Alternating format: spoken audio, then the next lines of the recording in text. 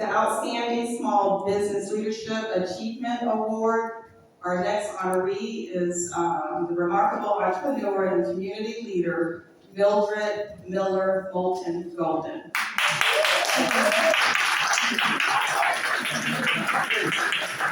A resident of Manatee County since 1971, Mildred spent more than 40 years serving the community through the insurance industry before pursuing her passion for bringing people together through Millie's Sweets and Treats. Through resilience, determination, and commitment to serving others, she successfully reopened her business in downtown Bradenton, where she continues to be a welcoming destination for families and visitors alike. Please join me in congratulating and celebrating Mildred Miller Moulton Golden for her entrepreneurial spirit, dedication, and community to Manatee County. Flip the award, flip the award. The award is backward, is facing you. Can you say yes? And last but certainly not least, the Tempo News Business Excellence Award. Our next honorees are Sabrina and Kenny Turner.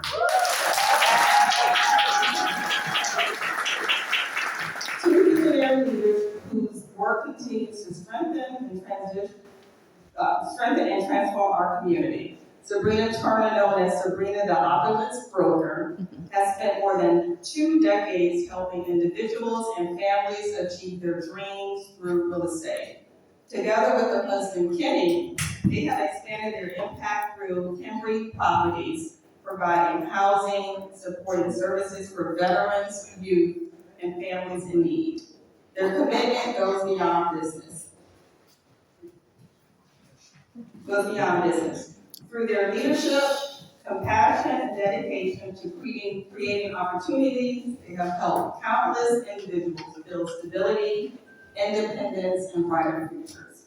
Please join me in congratulating Sabrina and Kenny Turner for their outstanding service. Again, let's just congratulate all of them. Afterwards, Mr. Phelps will be going into more detail, talking with them on the podcast afterwards. So this is what we have to set up back here. So again, I'm handing it over to Johnny, but I just see the commitment with small businesses, and I appreciate you all. Thank you. To introduce our next speaker, his name is Mr. Terrell Saylor. I have only known him for about 6 years. But I tell you what, he is one of the hardest working people in Sarasota County. And he is one of the most influential people in Sarasota County. So for him to be here to speak at our very first award ceremony, we are so privileged and honored.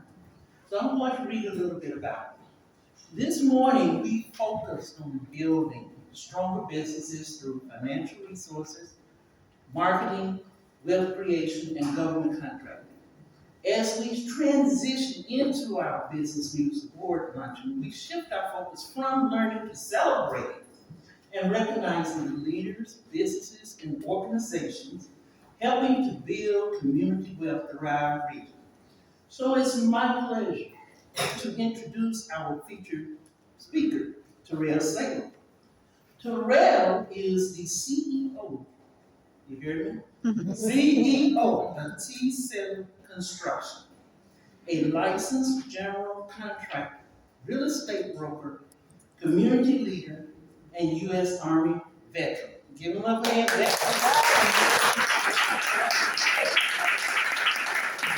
Throughout his career, he has demonstrated a commitment to excellence in business, community development, and leadership. His work extends beyond construction and real estate. He has been actively involved in initiatives that strengthen communities, support economic development, and create opportunities for future generations. As our featured speaker for the Tempo News Business Award Luncheon, Terrell will share his insights on building wealth through development, leadership, and community investment. His message aligns perfectly with our conference theme, building together cooperative economics and community development. Please join me in welcoming Mr. Terrell Salem.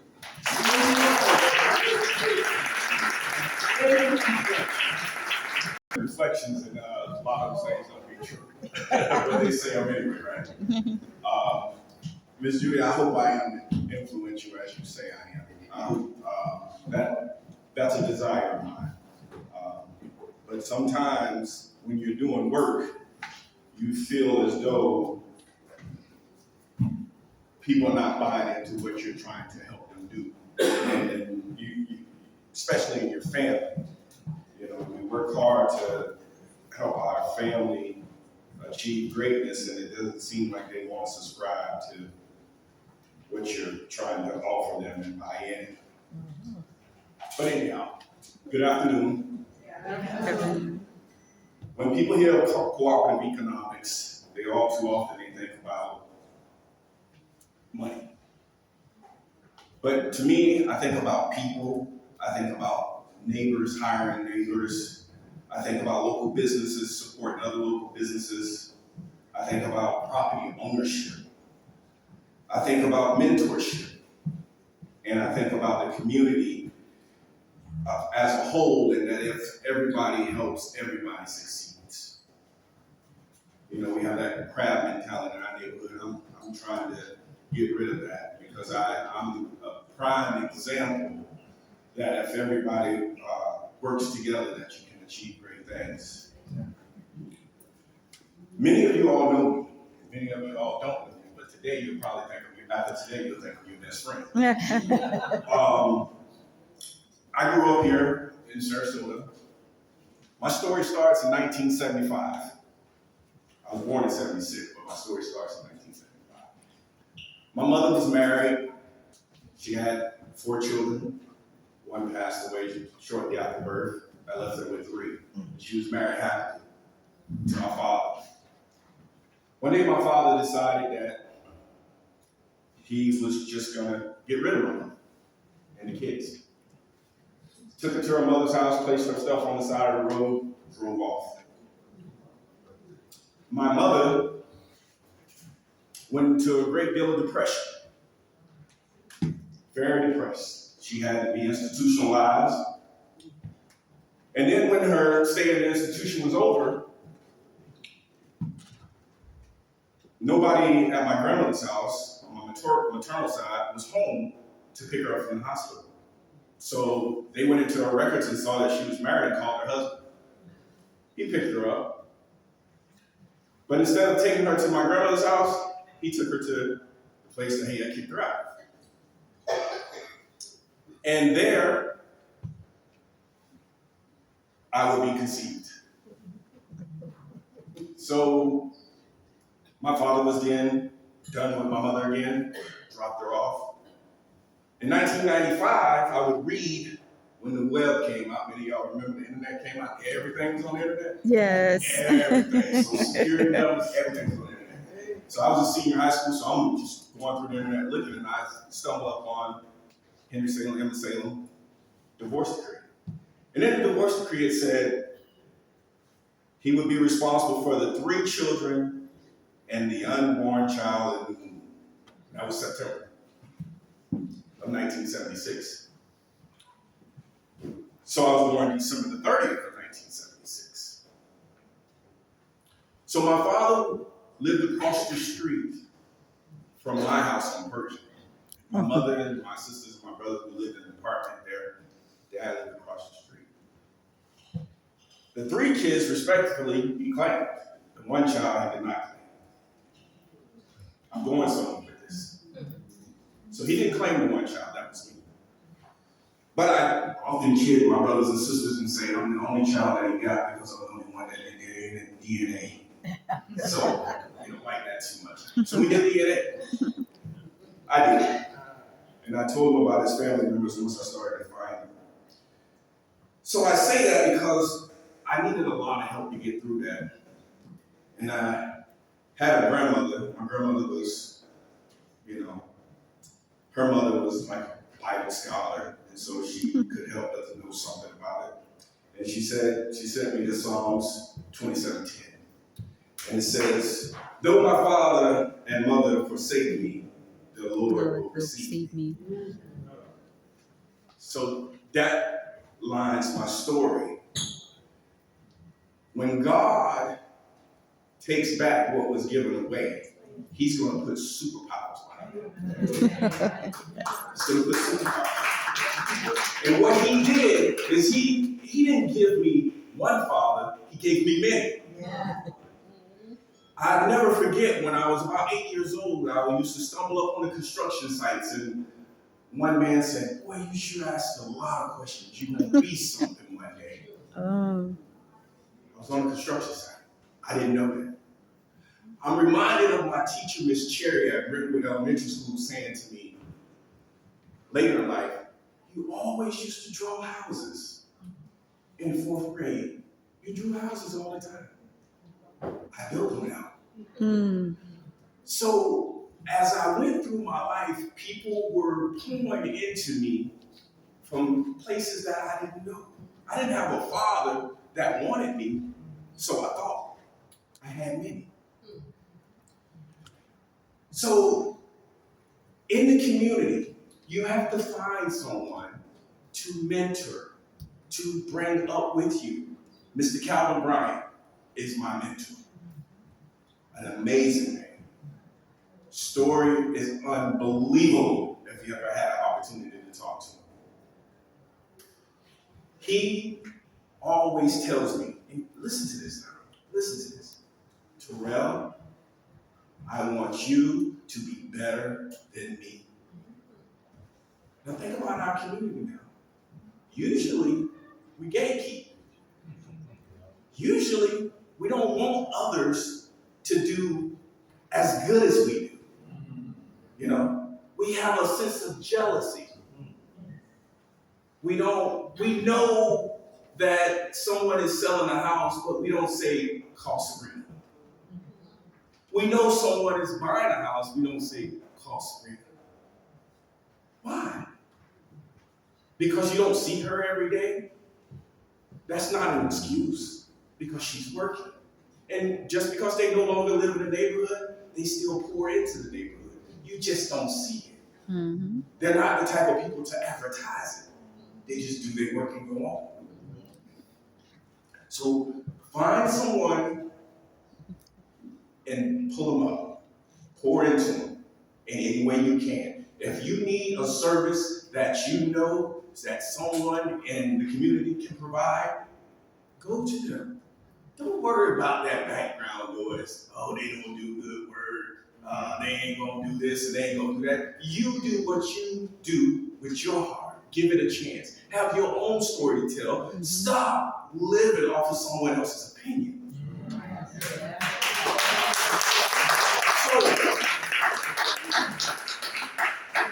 So my story that I'm gonna share with you, my main reason for sharing it is because I want you to know that anything you set your mind to, you can do. Anything. In 8th grade,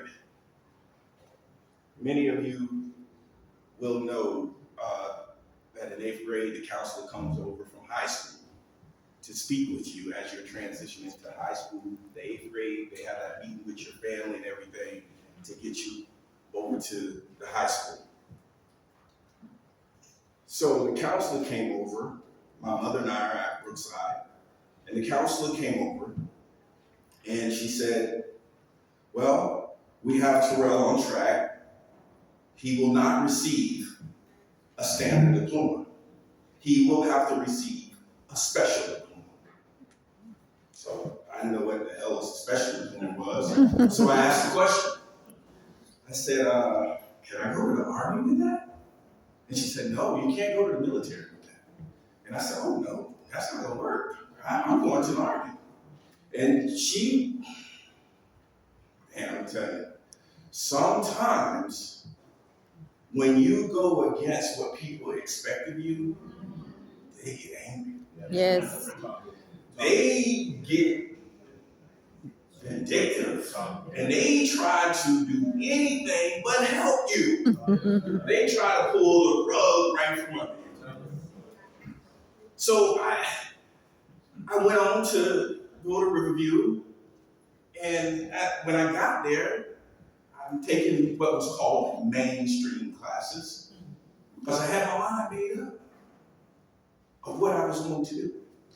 But the year before, the year leading into high school was the summer. And back then, unfortunately it's not this way now, you could take classes in the summer and get ahead. Mm-hmm. So my incoming freshman year, I took a credit and a half. You could take one regular class, and then you could take like an elective, like team sports or whatnot, weightlifting. So I did that. So going into my freshman year, I had 1.5 credits.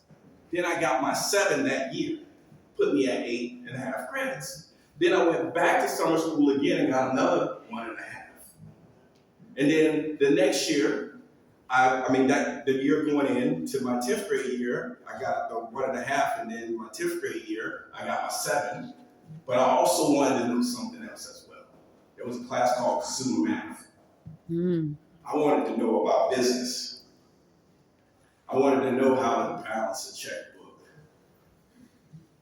Read financial statements and things of that nature. That was the class, but it was not offered at Riverview. It was only offered in night school.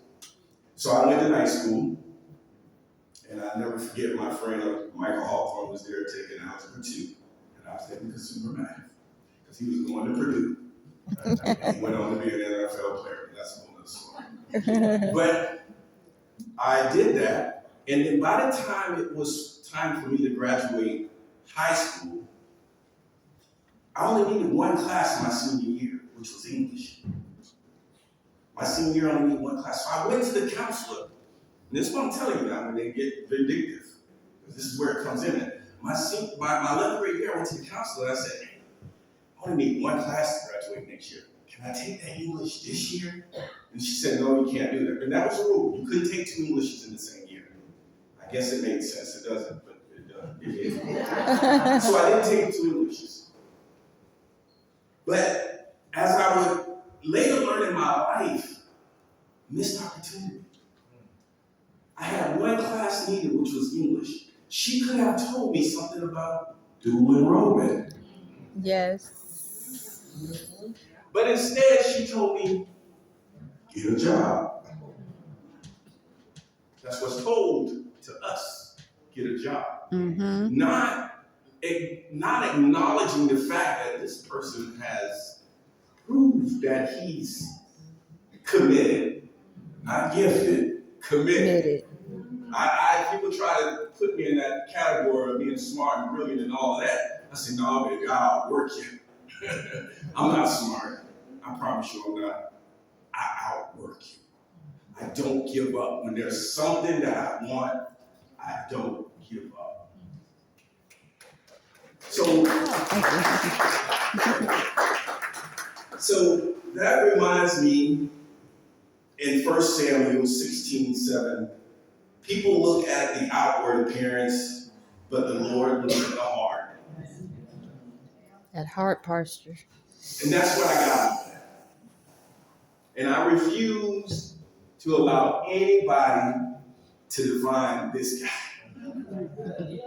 And I suggest to you that you embrace the same principle and become the person that you want to become. Become the person, the voices. I'm going to say something controversial. I'm going to give you a disclosure. I'm a disabled veteran. I see a psychiatrist and a psychologist. All right? Because I need mental health. I need help. All right? So I'm going to say this. I got voices in my head. All right? They ain't telling me to kill nobody. All right? My voices that are in my head are telling me my next steps because I didn't have a father to tell them to me.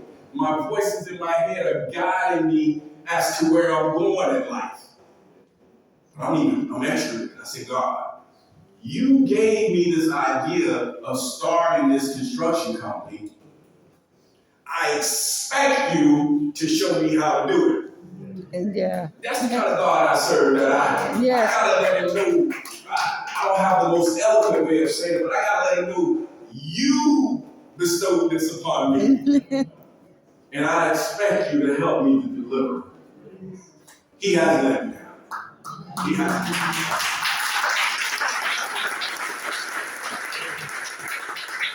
So, in my life, people saw limitations. God saw possibilities. People bestowed labels upon me. God turned me into a leader. People saw where I was at the moment. God saw where I'm going. Okay? So, I say that because when you are on your journey with your business, all too often, people are going to, and noise, people are going to start almost giving discouraging comments and advice. Let me share this with you first. And you probably know this, but there's two types of information, in my opinion. One's an opinion, and one's advice. And they're distinctively different, as the East is to the West. Opinion, everybody got it. Advice can only be given and is only commanded by somebody that has walked the walk. So when you are out here in the world of business, you gotta make sure that you are taking advice and not opinions.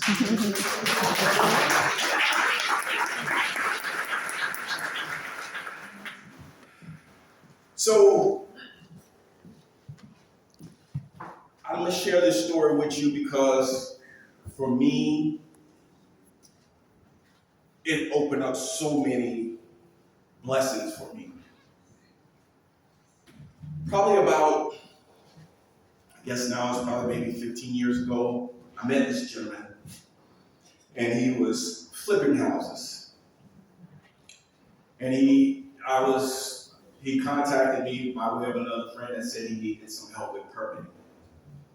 And that means basically he was flipping houses, but he didn't have a license to do the work. So he needed someone to come in to qualify him. So he called me. I graciously went. I got paid for it, full disclosure. But when I got there, and you all gotta really pay attention to this. When I got there and I started working with this gentleman, I was making money and I could have kept making money and everything would have been fine. And he kept calling me for a permit and everything would have been fine. Because I hold several licenses. I'm a general contractor, roofing contractor, plumbing contractor, mechanical contractor. So a lot of times work may be getting done at your house and I may be the person who the permit, but you may not know that. But I told him, I said, man, you're younger than me. You need to get your license.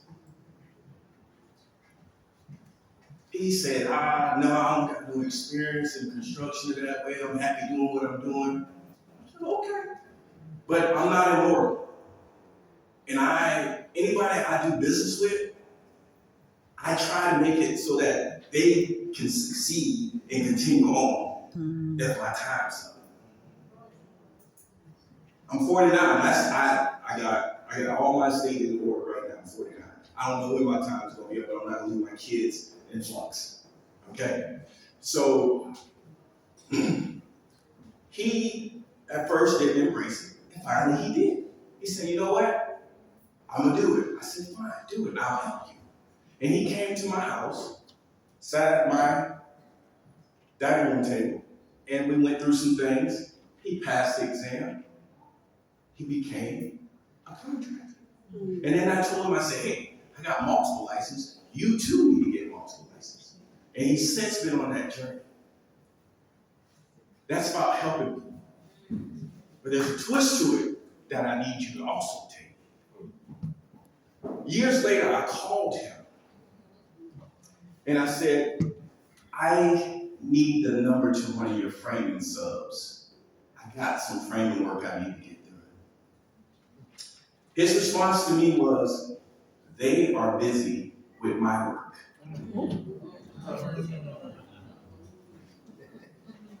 Just like then, same thing happened. Tears went over my body. I was so hurt. I was so hurt. I was hurt. Here's somebody that I've done this for, have the gall to tell me that his subs are busy with his work, and I'm not asking them to pay them for me. I followed up and said, well, when they done with yours, could you give me their number? Crickets. So I say that to say this. This is what you got to take away from this. You will plant, I'll start it this way. You'll eat fruit off a mango tree that you never planted. You'll plant trees that you'll never eat fruit off of. Okay? So I had to learn at that moment, because I was bitter. I'm not going to tell you no joke. I was absolutely bitter. Pissed to the highs and pissed to the angry, hurt. Because I'm constantly trying to debunk that old saying of crabs in the barrel. Black folk can't work together. Black folk can't do this. I hate it. I hate it. I hate it. And it's a relic of slavery. But we must move past it. So I'm saying that to say that you got to, even when you help somebody and they SHIT on you, don't let that stop you from helping somebody else. Yes. You know why? I say that because, man, I'm blessed. And I know I am. And I don't say that arrogantly. I say that in being grateful and honoring that I'm blessed. The two most expensive purchases one will make in their life, both of them was gifted to me. You said, oh, what's that? I was doing my construction business. Lady calls me up. Hey, I need you to come look at a house. I go look at the house. She goes, I tell her how much it's going to be. She goes, I don't want the house. You don't want a house? I said, whoa, what do you mean? She's like, I don't want the house. I said, well, what are you going to do? She said, I'm going to give it back to the bank. Now, I ain't had no money at the time. So it was a little hard when the bank came into the fold. But once again, if God put it in your head, He gonna give you the rest of the plan. Just trust the process. Yes. Right? Just trust the process. Trust the process. So I told her, I said, well, if you can get the bank to give you some payment terms, I can see if I can manage it. She called me up. She said, how much can you do? I'm like, $300. She called me back. They said, okay. So I took over the house, which had about $30,000 mortgage on it. It wasn't a nice house, but that's fine, because I'm a builder. So I took the house over. I paid off the $30,000 in about 4 years. The house was mine. A $200,000 house. Right? So that's one person that gained something. Then I had another lady that I wish she was here, but she's not here, that called me and said, Terrell, I need to go pick up my car. I said, no problem. What you need me to do? She said, I need you to give me a ride. I said, okay. So I gave her a ride to the dealership. She said, when we went inside, she said, before you leave, I want you to look at my deal and make sure I got a good deal on this car. So I looked at it. I said, ugh. It's not a good deal for me in my finances. But I told her, I said, no, I think you might be paying about $7,000 too much for this. So we sit down at the desk and I tell the gentleman, brand new guy from New York City, sitting at the desk. And he said, the deal is done. We've already worked it out. Car's being clean. I said, no, the deal's not done. She hasn't signed it yet. I said, she's paying about $7,000 too much for this car. He was upset. He was like, what? What do you mean? I was like, no. I was like, all I want you to do is go back to your managers and just ask them if they could lower this by $7,000 and we'll have a deal. He's like, storm off. They're not going to do it. So he comes back. He comes back with a gentleman, and I'm sitting down looking. The gentleman's talking over my head. He goes, well, ma'am, sir, you worked out the deal on your car, or you seem to have some problem with the numbers. And I explained to the guy, he's still up here. And I said, yeah, the numbers are a little bit too high. And she really likes the car, but she doesn't love the car. And he said, well, I can look at the numbers and see. By that time, I turned around and looked at him, and he said, Terrell. I said, Corey. I said, what are you doing here? I said, I thought you were selling cars on Cortez. What are you doing on B-Rays? He goes, I got a GM job. I said, hey, congratulations. Went off, came back, $7,000 less. The guy, the salesman, is fuming at this point. He's like, I don't know how you got him to do that. I don't know. God did it. Right? So in that situation, I got her lowered up in the car, and she said that my old car, just take it home with you. That's how it works. That's how it works. Favor. Yes. Favor, right? Amen. When somebody gives up on you, somebody else will help you. Mm-hmm. You may not get your help when you gave the help, and that's okay. We gotta be willing to continue on, even when it looks like everybody else is quitting on us. We gotta keep going on. All right. So today, I'll say to you all that my journey in life and in business has been made possible because so many people in this community has helped and sold into my life. So many. And you may think that you are alone in the journey, but you're not. You got people praying for you that you don't even know they're praying for you. I tell you all the time, I'm living off my grandma's prayers. I know I am. I know I am.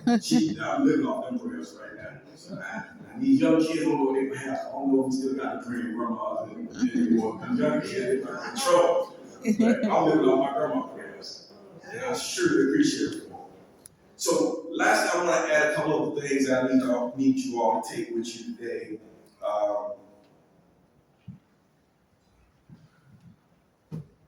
We are truly financially capable. Okay? I've only achieved, my real estate portfolio has gotten to a level where my mother drives a nice car because I'm giving her her roses while she's still alive. Amen. Very nice. I don't drive a nice car. I still drive that Hyundai that was given to me. And I'm okay with it. But that's because I'm sacrificing. In business, you have to sacrifice. When your friends are going on nice vacations and traveling to foreign places, don't look at that and be envious of that. Just look at it and say, my time will come. You go ahead on and have a good time and go wherever you want to go. My time will come. Right now, I'm going to continue to sacrifice to build what I want to build. I'm teaching my 8-year-old daughter. I'm weird. I kind of think like Tiger Woods' dad and Serena's parents. I believe that you can make what you want to make out of your child to a certain degree. He turned them into phenomenal athletes. I'm turning my daughter into a powerhouse businesswoman.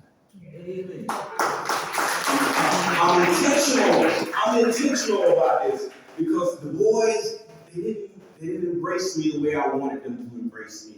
They don't lean on me like I would hope they would lean on me. And I didn't do anything wrong that I know of because I parented them as a father the way I wanted my father to parent me.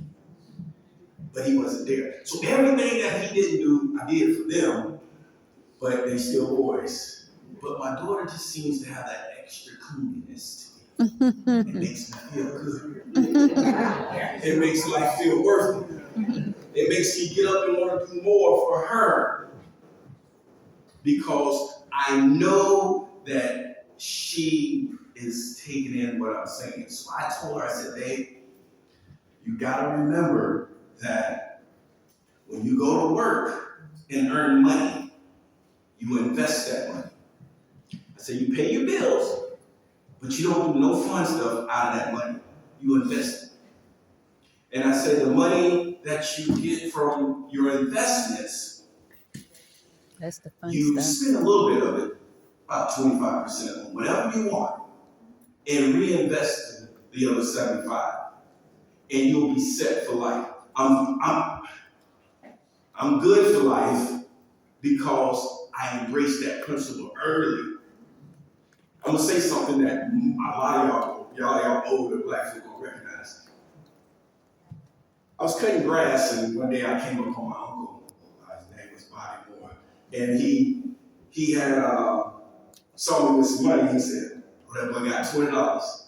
That money burning a hole in his pocket. That money burning a hole in his pocket. So I put my $20 in my pocket, and I said, "I'm not spending this money." I looked for my uncle the next day. Still got my $20. And he said to me, he said, "You better put it in your pocket before you lose it." So it changed from before you spend it to before you lose it. So it was that moment of guidance. He didn't know what he was doing, but it was shaping my mind that I don't need to spend my money when I make my money. And because I did that, I own a lot of real estate, and I'm able to live off a piece of the interest each month because of that principle, because of that sacrifice. I sacrificed the fun stuff, the fancy cars, jet skis, my daughter lost one, and all that stuff. I sacrificed that because I wanted to get to a place where I could do whatever I wanted to do and not even lose any money in the process. So I tell my daughter, and I'm getting ready to end here, because I don't want to bore you. I tell my daughter, I say, babe, we got to go collect the rent money. So she and we collect the rent money. We really try to get everybody on sale, though. But we go collect the rent money because it was a principle that I saw in reverse. My mom used to give me the rent money to take across the street to Mr. Elbert's house across the street, who was our landlord. I didn't know that when I was young, but I was mesmerized. Mr. Elbert was a blind man, and he had a big wallet that he was sick of. Now, let me just show you how my mind was thinking. I wasn't thinking about how much money he got. I was thinking how uncomfortable it was to be sick of that wallet. I said, why would he want to sit on something so big like that? That don't look comfortable. But I just want to show you that your life experiences, when you get older, they'll all come back in due time. And they'll shape you and they'll guide you on your journey. I did not know where I was going to be. So I'll say in closing, a father invested in me when I did not have one. Mentors invested in me when others doubted me. Now I have the responsibility to invest in others. True success is not measured by what we build for ourselves. It's measured by what we build for others. When we build together, we create more than wealth. We create opportunity, we create legacy, we create hope, and we create a stronger community for the generations that follow. Thank you.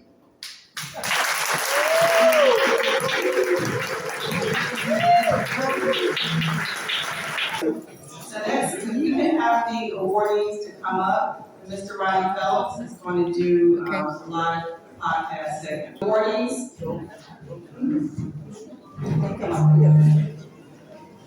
Okay, let everybody know who I'm receiving the award, come up, please. Now, this is what we're gonna do is, for those who might not know, I own a radio station for 14 years, and now I do a podcast called WRB Podcast. When I do this podcast, I like to highlight people with special interests in the community. So what we're gonna do is, for the podcast, we're gonna have like questions by being videotaped.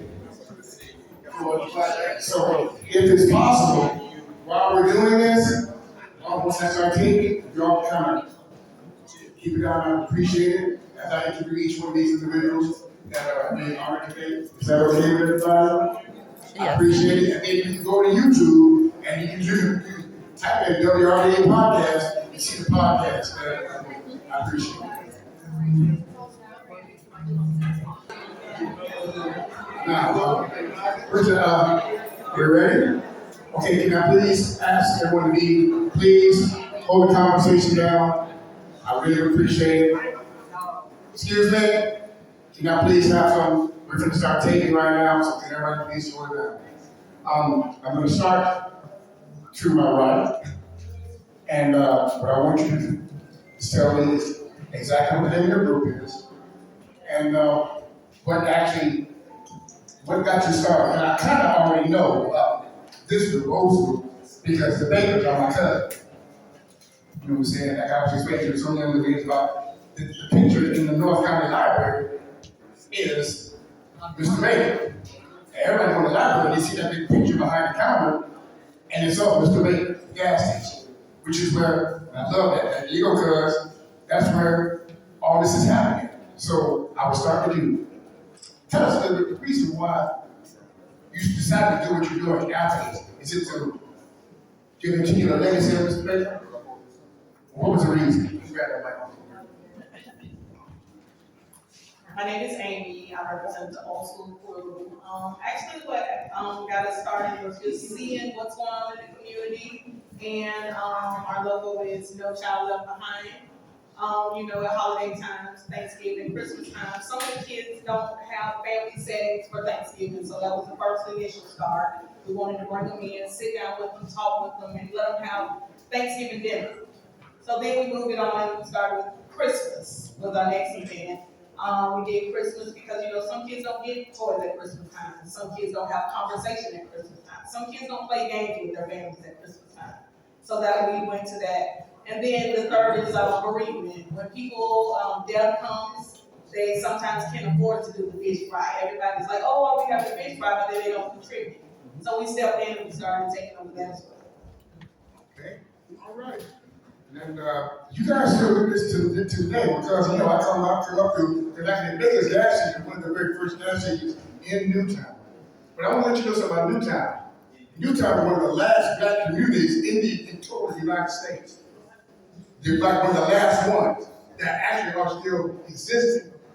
Everything else has been gentrified. But Newtown, sitting in the middle of the red state in Florida, in Florida, red state, the red city, but we're still striving. That's kind of telling you something. See, the history here, for me, is more than that. That's like a podcast. Miss Adrian Pitts. Hello, my name is Adrian Pitts. Now, I know a little bit about who's your father. My father is Herbert Pitts, born and raised in Sarasota. See, what I love about this here, as a podcast, I see the connection to the community and everything. Because I work with your Uncle Leon every year at the Martin Luther King Festival. Me and him at 5 o'clock in the morning, I'm sitting out in the parking at dark. And my brother then grew up going to school with you and your family. See, the connection, and like I said, the reason why these things mean so much to me because everybody here has some connection to the community. I remember his brother here. And everybody here sitting there has something contribute to the community, which I'm glad what Terrell said. So tell me, Ms. Pitts, what made you decide to do it? I decided to create the Creators Room because I noticed there wasn't a lot of representation as far as production and film here in the Sarasota area. I worked on a major film here in Sarasota that was about a Black woman. But the entire crew, there were 60 crew members and only 3 of them looked like me. And after that, we were all looking for more opportunities. We're like, okay, how can we continue working in film? How can we continue creating, because it's what we're passionate about, it's what we love. And a lot of times it was kind of like, sometimes you got an opportunity from word of mouth, but there weren't many opportunities here for us. So I decided, why do I need to wait for an opportunity when I can just create one? I'm a writer. So why not write stories and create opportunities not only for myself, but other people as well who want to create, regardless of whether they look like me or not, but just those who want to be in that space where they can create, they can tell stories. People have opportunities now to, if they have a story that they have written and they want it to be produced and filmed, now you don't have to try to figure out, what am I going to do? We can do that for you. See, I'm glad you said that, because a lot of individuals I know, as I have worked, I get some work with the Arena Arts too, and I'm